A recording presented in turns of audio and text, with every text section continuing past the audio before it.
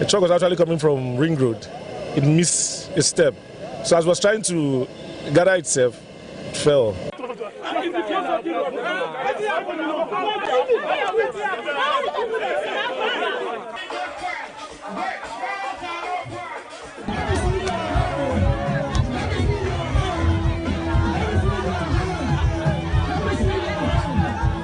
What we are witnessing these days, it is something we can no longer understand.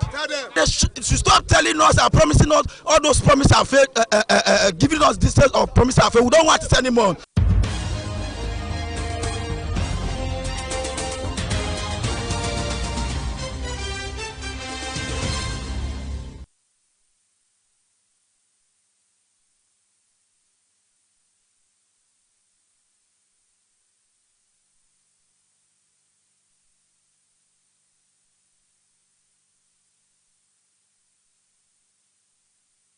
Edo State residents have praised Governor Monday Okpebholo for his consistent developmental strides across Edo State, noting that the proposed introduction of Edo Air would significantly increase the state's revenue base, boost the gross domestic product GDP, and enhance tourism activities. According to them, the aviation initiative has the potential to reposition Edo State as a major economic and transportation hub in the South-South region. While expressing optimism about the project, the residents, however, raised concerns about sustainability. They emphasized that the success of Edo Air would depend largely on continuity, urging that sustained and improved upon as a long-term development initiative for the state. Edo Air coming to Benin and Edo State is a welcome development.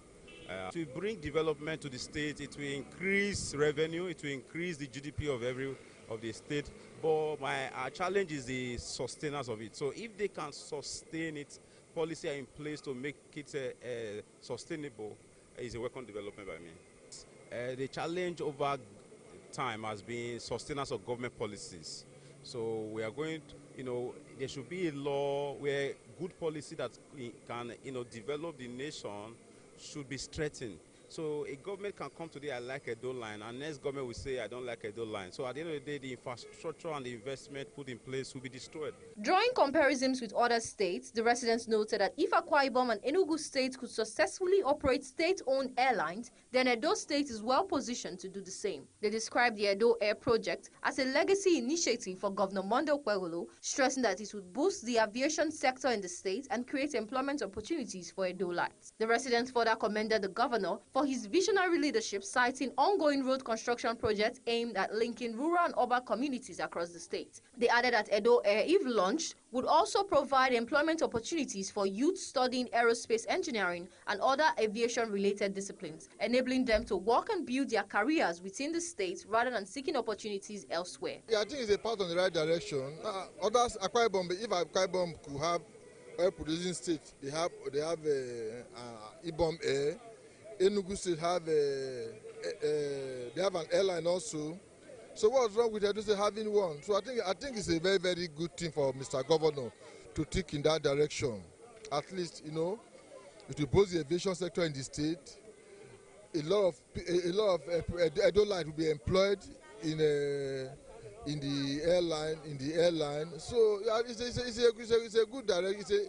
It's a legacy project for Mr. Governor. Other residents also welcomed the initiative, noting that it would help address the problem of limited airline operators while giving a major boost to the state's economy. They applauded Governor Monday Okpebholo and his team for their developmental strides and encouraged him to continue his good works. They also offered prayers for the governor, expressing hope that more developmental projects would be recorded during his administration. It's a good and a welcome development, and it's one of the things. It will kind of solve the issue of few airlines, and it kind of draw the government to the people.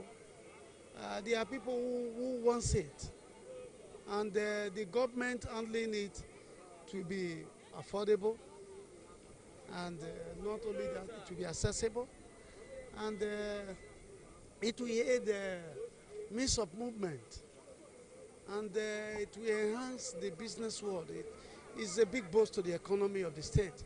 The planned Edo Air initiative has been widely received with optimism and goodwill by residents of Edo State, who sees it as a transformative project capable of driving economic growth and long-term development in Edo State. They express confidence in the leadership of Governor Monday Okpagolo, urging the government to ensure effective implementation, sustainability, and continuity of the project so its full benefits can be realized for present and future generations of Edo-lites. Temitope Oluwafemi reporting for Beetv News.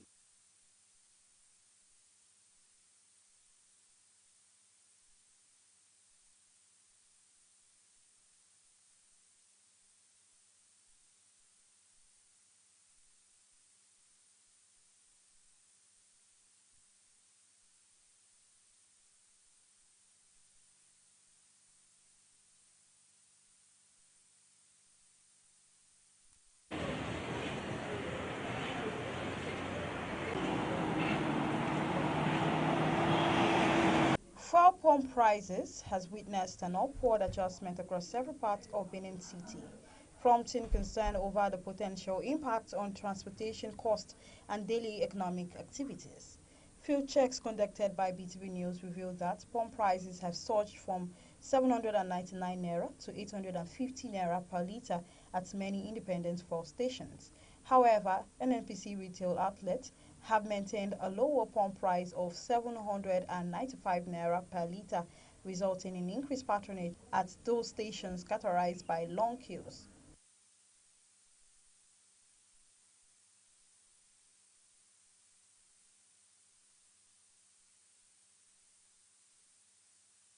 Some authorities describe the development as worrisome, warning that sustained price increases could trigger a corresponding hike in transport fares, thereby compounding existing economic pressures on residents. Buy for it today, now 820.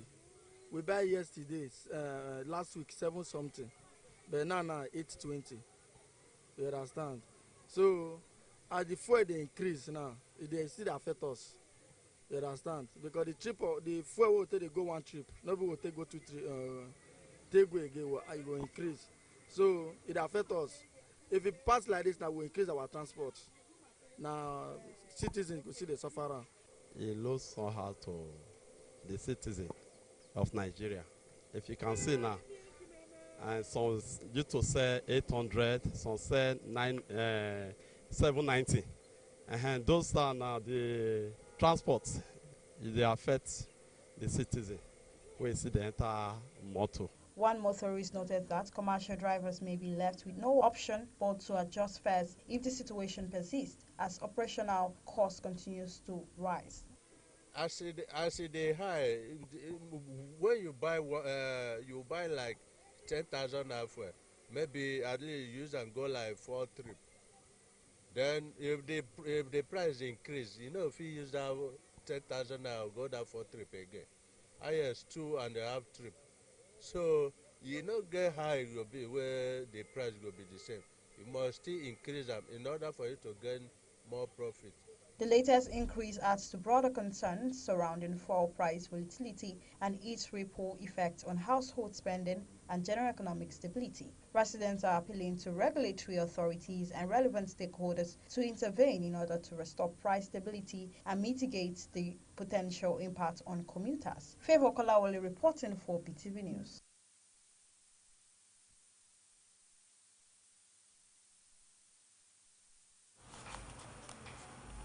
Amid a growing wave of political defections across Nigeria, particularly the recent defection of the Kano State Governor, Abba Yusuf, from the new Nigerian People's Party, NNPP, to the All Progressive Congress, APC, is eliciting mixed reactions from Nigerians. Supporters say the defections are strategic moves to attract federal support and development, while critics argue they weaken the opposition and risk pushing Nigeria towards a one-party system. BTV News' Evelyn Izibili reports. On Monday, the governor of Kano State, Abba Kabiru Yusuf, formally dumped the NNPP, a party that brought him into power in 2023, to pitch tent with the All Progressive Congress. This development is becoming a source of concern to political analysts who sees the defection of Governor Abba Yusuf and other governors as threats to democracy as Nigeria is gradually tinting into one-party state. Speaking with BTV News, some respondents observed that Nigeria's political landscape is rapidly evolving, noting that many politicians are defecting to align with the current administration led by President Bola Ahmed Tinubu. They noted that the president's political influence and governance approach have encouraged several governors to join the APC. They added that Edo State is already benefiting from being governed by the APC, citing ongoing infrastructural projects as evidence. They stressed that such developments are often made possible through federal backing, arguing that political alignment with the president helps deliver dividends of democracy to the people. He therefore expressed full support for the defections. The respondent expressed support for governors defecting to the APC, stating that many politicians are decamping because the APC-led federal government is performing well and appears committed to doing more. We are seeing what is the political dynamics in this country. So, if governors who want to align with him with his political view, personally, I don't think it's bad on a more serious basis. I don't think. Like I can see right now, I just say right now we are benefiting from this APC-led government. Look at all the projects the governor is taking, all the road projects.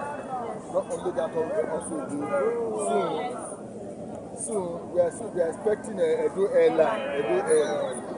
You understand? So without the backing of Mr. President, you understand, all this will not be possible. So I believe since they are seeing the political dynamics of Bola Tinubu, I want to align with it, you understand, so that they can bring dividends of democracy down to their people. So they can.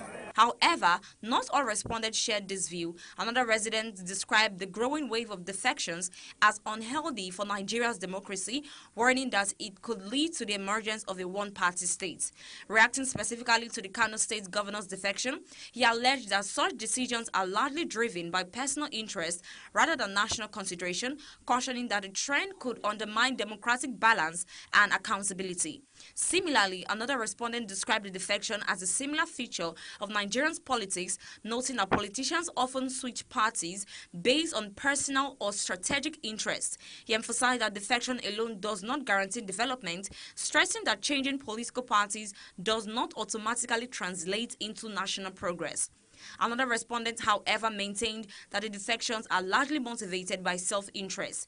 He questioned whether turning Nigeria into a one-party system would necessarily guarantee development. According to him, if the APC truly has the capacity to improve the country, defecting politicians should prove this through visible developments and good governance rather than relying solely on party alignment. Because they want to turn the country to a one-party state, which is not good for the country. Yesterday, the other guy from Kano, they are defected. I think it's not good. It's not good. It's for their own benefit. Nothing was affecting their own part of Nigeria politics. What matters is that what happens on their politics. So if the governors are it was their personal interest. The tactics of personal interest cannot serve the general interest. You have to be very competent person before you can have general interest. I can say that personal interest, the party system will guarantee development, will guarantee human capital development, will guarantee more participation in election. If APC has politics to develop the whole country the way it is, nothing will be wrong with one party. Overall, the wave of political defections has sparked mixed reactions among Nigerians. Many believe that beyond party alignment, good governance and tangible development should remain the true measure of leadership. As of 26 January 2026, there are 29 states with APC governors, 4 states with PDP governors, and 1 state each with Accord, ABGA, and Labour governors. Evelyn Izibili reporting for Beetv News.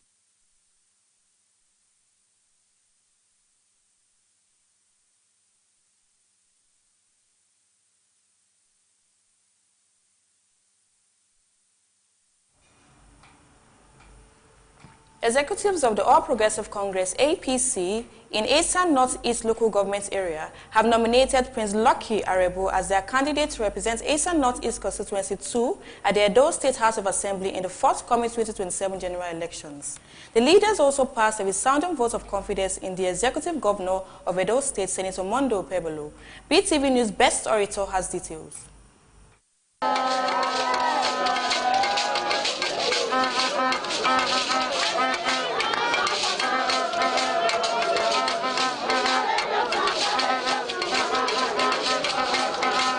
The endorsement was made during a well-attended stakeholders meeting that brought together top APC leaders, party executives, members, and supporters from across the local government area. Among the notable personalities present were the APC Edo State woman leader, Mrs. Betty Benson, ward chairman from Ward 2 to Ward 10, and other key party leaders. The party vice chairman, Mr. Sunday Imua, who has since been appointed as the acting chairman of Ward 1, was also in attendance alongside with other party faithfuls. It was gathered that the Ward 1 chairman, suspended Mr. Matthew Emaku, was earlier suspended over allegations of misconduct and anti-party activities. During the meeting, political leaders unanimously moved a motion for a vote of implicit confidence in Governor Mondo Pebolo, citing his achievements in office. The motion was moved by the APC Edo State woman leader, Mrs. Betty Benson, who commended the governor for his efforts in securing lives and properties across the state, creating employment opportunities for youths, and advancing infrastructure development in Edo State. Party leaders described the governor's performance as commendable and worthy of continued support. I move the motion.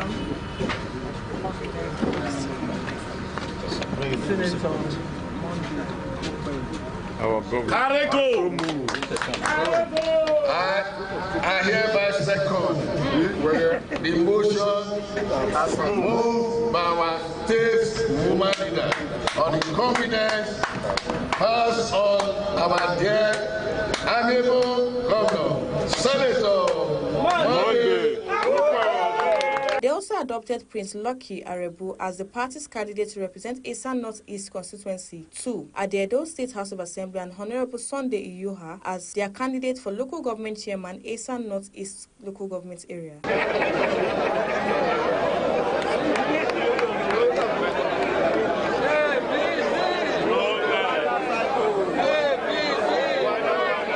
Prince Lucky Arebu, who is aspiring to represent Esan Northeast Constituency 2 at the Edo State House of Assembly, was formally presented and accepted by the party executive. He informed the gathering that he had consulted widely with APC leaders on his aspiration, stressing his commitment to supporting the Edo State Governor, Senator Mondo Pebolo, in delivering the dividends of democracy to the people of the constituency and the state at large. My fathers and my mothers, of my interest to contest the House of Assembly Constituency 2. Because there's deficit here. For the past 2 years, that constituency is lacking. And I want to give that space. Yes, sir. God will give you the strength. Give it to that please. Go, sir. Go, sir. Go, sir. Thank you to everyone for coming with me. Mother winner, mother consults. So at the end, win the election and be able to support our working government.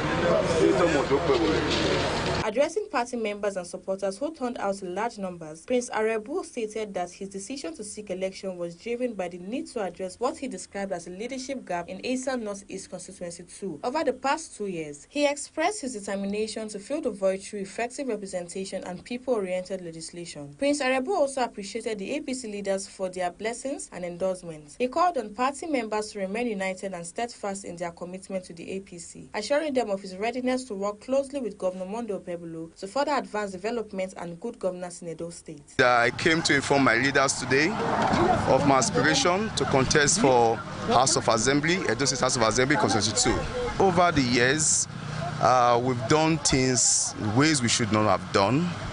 I'm a young, vibrant person who has worked in different sectors, and I think it's high time we do things differently. I want to represent the good people of Esan Northeast Constituency 2, Uromi and Uzea, to support our working governor, Senator Monday Pebolo, to represent the people and bring dividend of democracy to them. Honorable Sylvester, who spoke on behalf of the people, described Mr. Lucky as a man of proven character right from childhood, adding that all party leaders are solidly behind him in recognition of his good deeds and contributions. Yes, my brother, since the day they born him, he has been a very good person to us. So, as he mentioned that he wants to go to House of Assembly, all the family, all the constituents from constituents 6 to 11. 6 to 11, yes. 6 to 11, we are all in support of him. All the whole our elders, they are all in support of him. To go. He's the one we sent.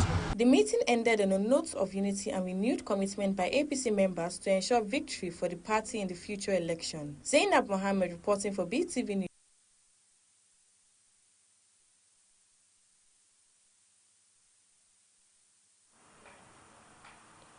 Road users in several parts of Benin City are expressing frustration over the increasing number of road accidents, attributing the situation to the absence of proper traffic signs and malfunctioning traffic lights at major intersections across the city.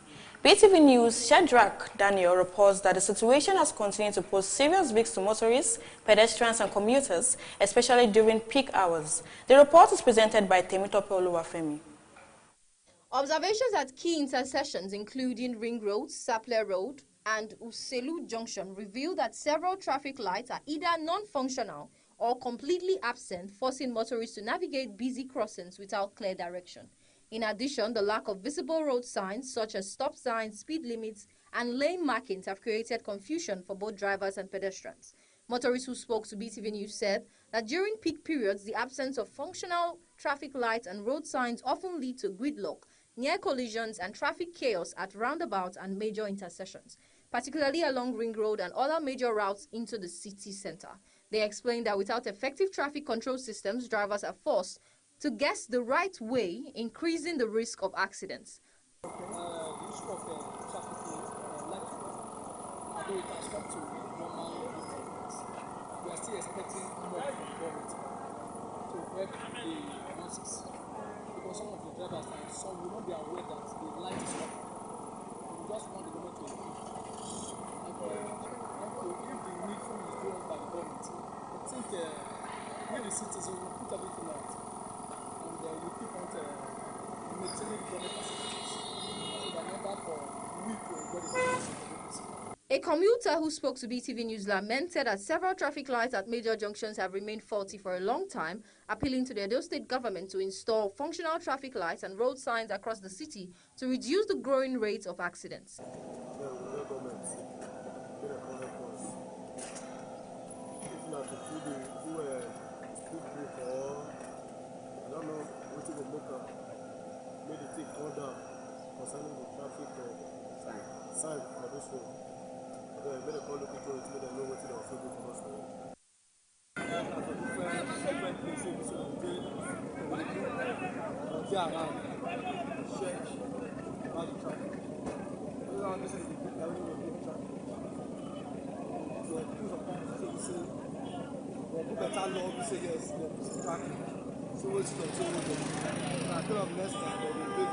Some drivers also shared their concerns, noting that the lack of traffic lights, speed brakes, and road signs have encouraged reckless driving by some drivers. Temitope Oluwafemi.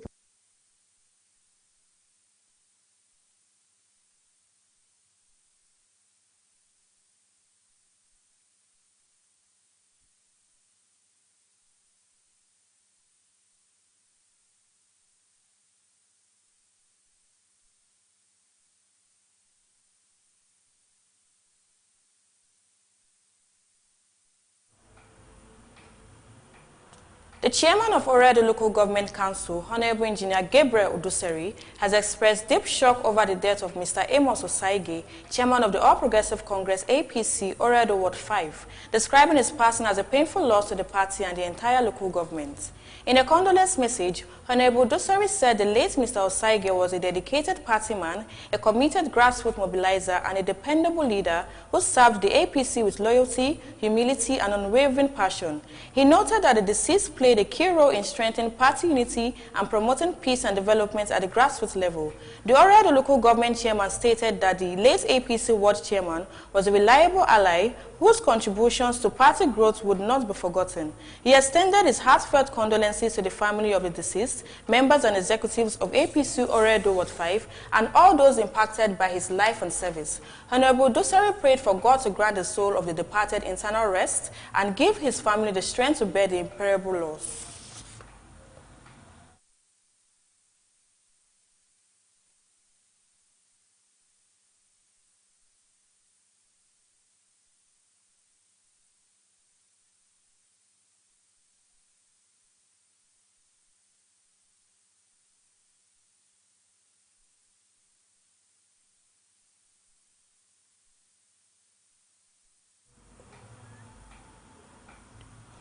Unemployment rate in Nigeria has continued to spark debates as universities and other higher institutions produce large numbers of graduates yearly who are not even sure of any employment opportunities.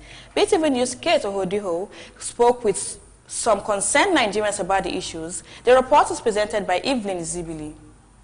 The escalating rate of unemployment among graduates has sparked widespread concern as institutions of higher learning continue to churn out large numbers of degree holders who struggle to secure gainful employment.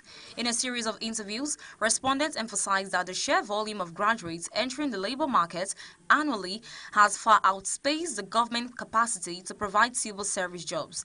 Respondents highlight the critical gap between graduate expectations and the reality of Nigeria's economy. Several respondents said that waiting for government employment is a futile strategy as they urge graduates to engage in vocational training and entrepreneurship as the primary solution. Underpayment. Yeah, there are jobs some places, but because of the payments, the low payment, that's why people will say there are no jobs. Not that there are no jobs, but the pay is not enough. The labor law does not favor those in the private sector. I think the first thing, because what we are having now is that we have very many universities or higher institutions in the state. Students should start to learn personal work like trades, so that if government cannot employ them, they should engage themselves. I think that's the first thing. Other respondents emphasized the need to reassess the quality and relevance of education in institutions, saying that graduate unemployment is majorly from a shortage of employable skills, not just a lack of jobs. Respondents also emphasized the importance of graduates possessing relevant skills to contribute effectively to organizational growth, recommending that students pursue courses that align with industry needs and emerging trends. Otherwise, if you want to say, okay, government should employ, government has a limit.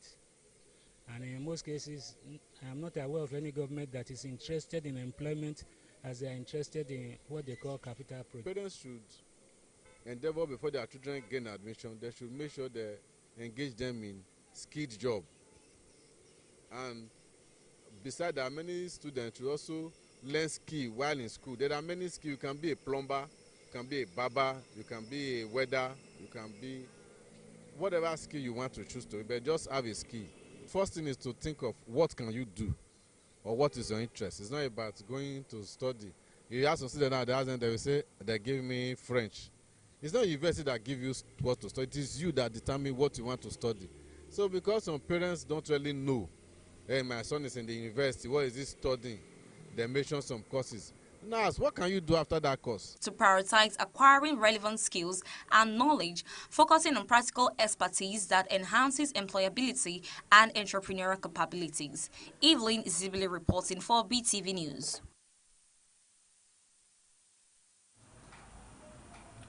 Nigeria's universities are being challenged to look beyond government funding and tap into one of their most powerful yet underutilized resources, their alumni networks. The Federal Ministry of Education, in partnership with the Nigerian Higher Education Foundation and the African Finance Corporation, has launched the National University Advancement Program to help universities achieve financial sustainability and enhance global competitiveness. The report. Nigeria's higher education system is under mounting pressure, strained by limited public funding, deteriorating infrastructure, and an urgent need to boost research and innovation. In response, the Ministry of Education said the program will enable universities to leverage alumni networks, institutional partnerships, and philanthropic contributions to diversify revenue streams. The Minister of Education added that the federal government is also working to grant universities greater financial autonomy. How can you get additional funding to your universities in a way that you can have better control of what you do with the money to support quality of education, to support infrastructures, and to support student scholarly activities? The two way out here, more research funding and trying to develop endowment through your advancement offices. A panel discussion brought together university leaders who shared insights on the challenges and opportunities in building stronger advancement systems. Students, staff, and visitors are clients. We're not doing them a favor. These are our clients, and when they leave, they're the ones we're going back to meet. And that's part of what we have at the Advancement Office driving this issue. Stakeholders emphasized that the program is not intended to replace government funding, but to complement it by unlocking new revenue streams, fostering international collaborations, and promoting sustainable development within higher education institutions. Several universities in the world really lead the decision-making and direction of major universities. I do not have to tell you that the alumni of Harvard University, where the endowment is over almost $60 billion, control decision-making and have helped the university become sustainable. What we want to do is to support the Federal Ministry of Education in this current drive of the Nigerian Universities Advancement Program. We want to actually work with these universities to build data centers. The event concluded with the presentation of a comprehensive roadmap for university advancements, followed by the signing of Memorandum of Understanding between the Ministry of Education, NHF, and AFC to formalize their partnership. The initiative is expected to strengthen alumni engagement, increase philanthropic support, and position Nigerian universities as key drivers of national development.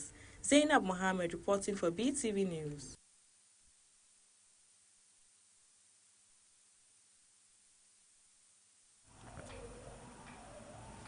Delays in clearing cargoes at Nigerian ports are costing the economy an estimated 3 trillion naira annually. In response, the Nigerian Customs Service has launched a landmark time release study aimed at improving trade facilitation, boosting efficiency at ports, and easing the cost of doing business across the country. The report. From the international community to national stakeholders, customs' role in protecting society and supporting economic growth was highlighted during this year's International Customs Day activities in Abuja. The release of Nigeria's time release study was described as a commitment to transparency, accountability, and streamlined operations at the nation's ports. I have it in my mind that when we resume, we will invite the Minister of Finance, Minister of Trade, for investment, so that you can look at how to fast-track this thing. For government, this trillion you say you are losing is a child play. If we can control this, I believe we can get more money. By identifying bottlenecks and opportunities for improvement, the TRS provides a clear, evidence-based foundation for modernizing customs, improving predictability for traders, and reducing the costs of doing business. The Controller General of Customs spoke on the theme of the celebration, Customs Protecting Society Through Vigilance and Commitment, stressing that the service goes beyond revenue collection to safeguarding lives and national security. The yearly themes declared by the WCO are not vague aspirations or ceremonial slogans. They convey very concrete meaning. True protection is broader and far more complex.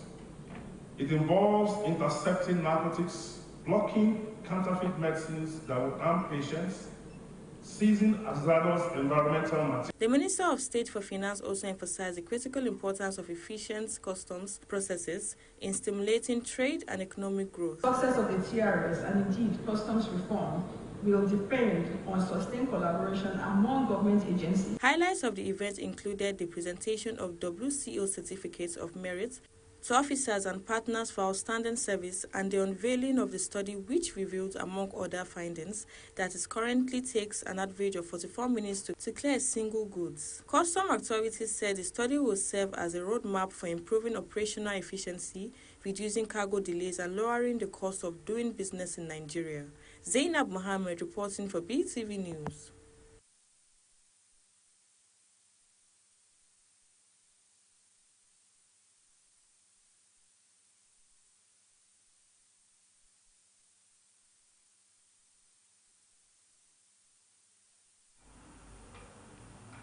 The All Progressive Congress in Osun State said the daily defection of members from the People's Democratic Party into its fold signals a likely victory in the August 8, 2026 governorship election. With less than 7 months to go before the Osun State governorship election, the All Progressive Congress continues to record a steady influx of members from the People's Democratic Party. The report. The party said this development may be linked to the internal crisis within the PDP, which persists even after the defection of the state governor to APC. In Osun State, Odo-Otin local government area, hundreds of PDP members officially joined the APC. They were received by the APC chairman and presented with the party's flag. Intentionally work for our party and join our party. We believe we are one. Anything that we are sharing, they also entitled to it, and we surely give them their own rights. Some leaders of the party expressed optimism that the defections would have a positive impact on the party's fortunes in the forthcoming governorship election. They are now in APC. They left Accord, they are now in APC. So that shows that Otun people has rejected totally the government of Governor Adeleke and his party. Whatever party, be it PDP, be it Accord, it's been rejected. And that will further show when we have that, we are confident that that will further show when we have an election August 8, 2026. People are defecting from ruling party. It's obvious for you to know that they are tired of the party and they are ready to join our party. The party is already synced, so for that we are very, very much prepared to win the coming election. As new members joined the All Progressive Congress APC, party leadership emphasized the importance of participating in the ongoing e-registration exercise. That e-registration, but we still want to tell our members that they should not take it for granted. They should go and register. We are going digital. APC is the first political party to start this. And that is why everybody knows and they still believe that APC is number one, even in Osun State. The All Progressive Congress expressed confidence that more members of the People's Democratic Party and the African Democratic Congress would defect to the party as the Osun governorship election approaches. Zainab Mohammed reporting for Beetv News.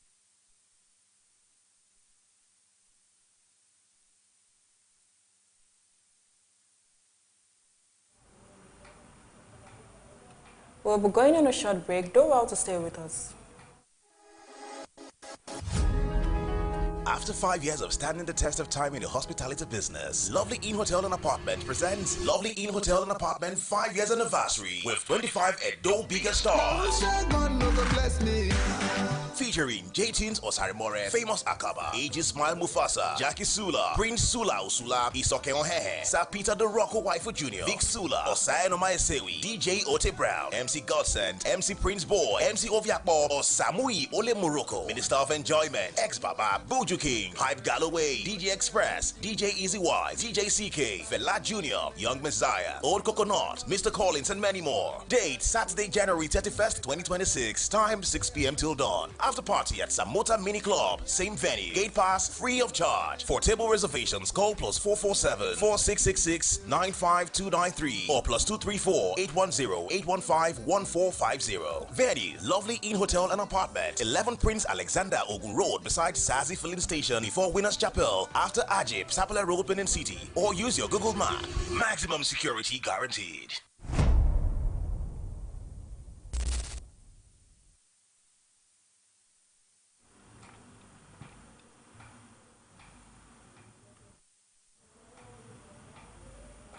Welcome back, and now to the world of business. The implementation of Nigeria's new personal income tax reforms has elicited largely underwhelming reactions from workers, many of whom say the resulting increases in take-home pay are too small to meaningfully ease mounting economic pressures. Although the reforms exempt minimum wage earners and employees earning up to 1.2 million naira annually from personal tax income, reduce pay for those earning up to 20 million naira, and exempt gifts from taxation, workers across public and private sector reported salary increases ranging from as low as 400 naira to about 6,000 naira. The report. Several employees said the gains were barely noticeable, while some complained of higher deductions and reduced net pay. The chairman of the Presidential Fiscal Policy and Tax Reforms Committee, Taiwo Oyedele, said feedback showed many workers recorded pay reductions, but reactions on social media suggested the benefits were uneven. Experts explained that under the graduated tax structure, individuals earning below 25 million naira annually are more likely to benefit, while higher earners face increased tax obligations, raising concerns that additional levies and bank charges may be eroding the intended relief. Experts warn informal economy may undermine tax reforms. Economic experts have warned that Nigeria's largely informal economy could pose a major challenge to the effective implementation of the new tax reform that took effect in January 2026. With over 39 million MSMEs accounting for about 96% of businesses, 50% of GDP, and more than 84% of employment. Analysts say the dominance of informal operations, low literacy levels, and weak record keeping could limit compliance. Speakers at a recent economic summit noted that reform fatigue following fuel subsidy, FX, and power sector reforms has heightened public anxiety, while the cultural shifts required for widespread tax compliance remain significant. Although the government has introduced a presumptive tax regime with simplified returns and plans for state-level domestication to reduce multiple taxation, experts caution that added costs may be passed on to consumers and that businesses may ignore the reform if the benefits do not outweigh the cost of formalization. Budget delays, politics threaten IMF's 4.4% growth outlook. Analysts have warned that stalled budgetary progress and rising pre-election politicking could undermine Nigeria's 4.4% economic growth projection for 2026 as forecast by the International Monetary Fund. While the IMF and local analysts remain optimistic, citing private sector investment in telecommunications, oil and gas, agriculture, and finance, concerns persist over the delayed passage of the 58.18 trillion naira 2026 federal budget, insecurity, weak infrastructure, and a slowing global trade environment. The growth outlook is further complicated by Nigeria's heavy reliance on oil revenues, which accounts for a significant share of exports and government income. With debt servicing projected at 15.52 trillion naira and a budget deficit of 23.85 trillion naira, analysts stress that effective fiscal management, political stability, and timely implementation of people-centered policies will be critical to sustaining growth and translating economic reforms in broad-based benefits. Zainab Mohammed reporting for Beetv News.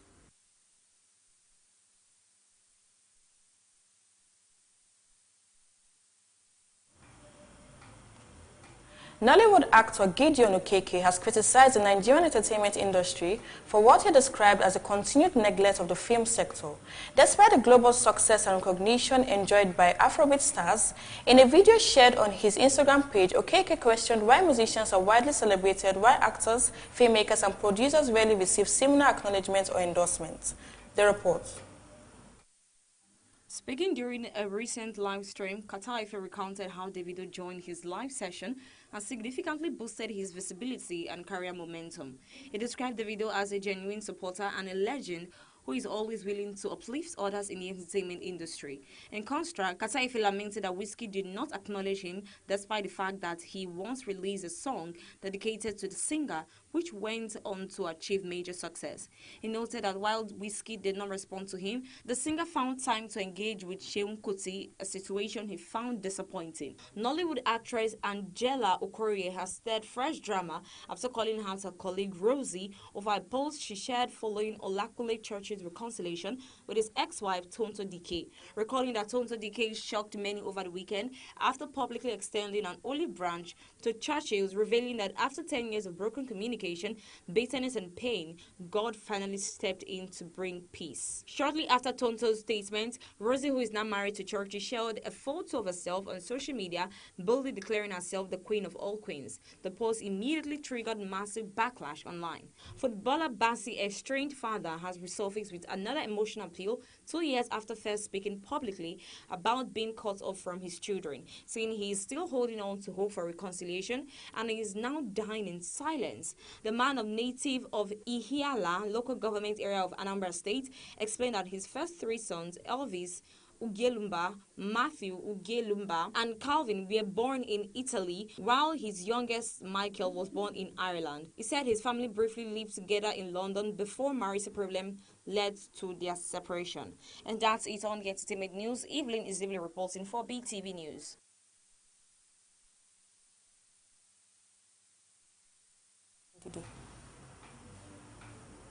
Super Eagles captain Wilfred Ndidi has lost his father, Sunday Ndidi, who died on Tuesday following a road accident. The retired military officer was reportedly involved in an accident in Delta State and was confirmed dead after being rushed to a hospital in Abo, also in Delta State. Ndidi's club, Beskitas, confirmed the incident on Tuesday. Ndidi recently captained Nigeria to a third-place finish at the 2025 African Cup of Nations in Morocco, where he also scored his first international goal for the country. While celebrating his headed goal against Tunisia in Nigeria's second group match, the midfielder referenced his father and his admiration for former Nigerian captain Kanu Nwankwo. Ndidi, who often speaks about growing up with his father in the barracks, was born and raised in Lagos.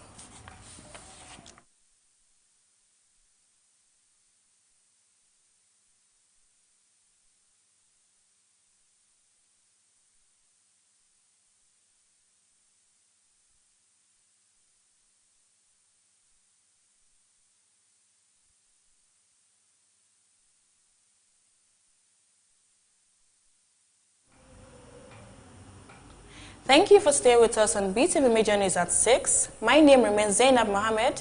Good night and have a lovely rest.